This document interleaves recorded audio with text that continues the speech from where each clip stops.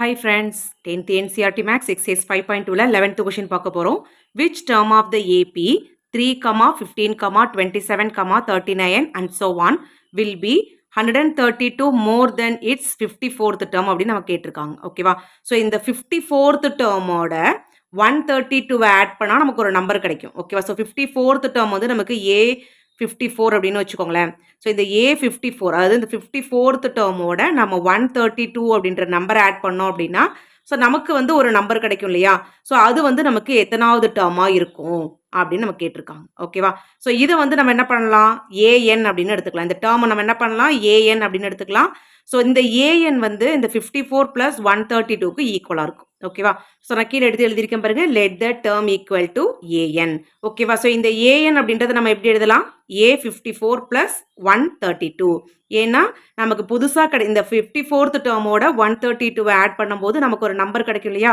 So அதான் வந்து நம்ம ஏஎன் அப்படின்ற இந்த டேர்மை நம்ம வச்சிருக்கோம். இது எத்தனாவது டேர்ம் அப்படின்றத நம்ம கண்டுபிடிக்கணும். ஓகேவா? அதாவது என்னோட வேல்யூ நம்ம கண்டுபிடிக்கணும். ஓகேவா? ஸோ இந்த நமக்கு வர்ற இந்த டேர்ம் வந்து எத்தனாவது டேர்மாக இருக்கும் அப்படின்றத நம்ம கண்டுபிடிக்கணும். ஸோ இங்கே எழுதலாம். So AN equal to A54 + 132. ஓகேவா? ஸோ ஏஎன்னுக்கு நமக்கு ஃபார்முலா இருக்கு இல்லையா? A + n - 1 into D equal to A54 நம்ம எப்படி எழுதலாம்?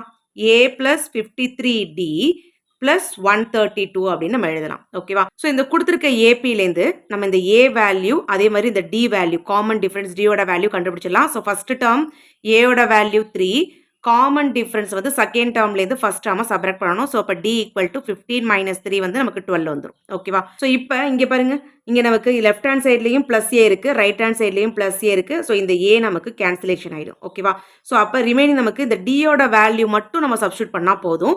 ஸோ அப்போ இந்த n - 1 டிக்கு பதிலாக 12 ஈக்குவல் டு 53 இன்டூ டியோட வேல்யூ 12 + 132. ஓகேவா? ஸோ நெக்ஸ்ட் ஸ்டெப்பில் இந்த n - 1 இன்டூ 12 நம்ம அப்படியே வச்சுக்கிறோம் ஈக்குவல் டு இந்த 53 × 12 நமக்கு அப்படியே இருக்கும்.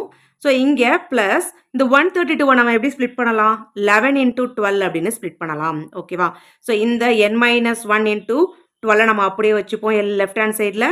ஸோ இங்கே பாருங்க, இந்த ரெண்டு டேர்ம்லேயே நமக்கு 12 வந்து காமனாக இருக்கா? ஸோ அப்போ 12 நம்ம காமனாக வெளில எழுதிட்டோம் அப்படின்னா ஸோ ரிமைனிங் வந்து நமக்கு 53 + 11 இருக்கும். ஓகேவா?